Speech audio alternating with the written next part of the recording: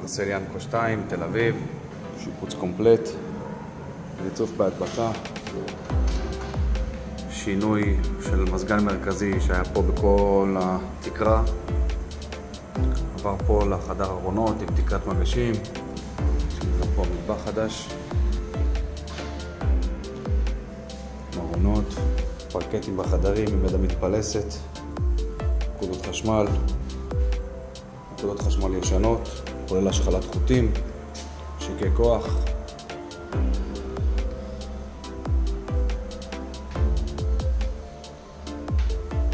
שיפוץ של המקלחת, כולל התקנה של דלתות, חדר ילדים, ועוד שני חדרי ילדים, יש לנו פה את החדר מאסטר,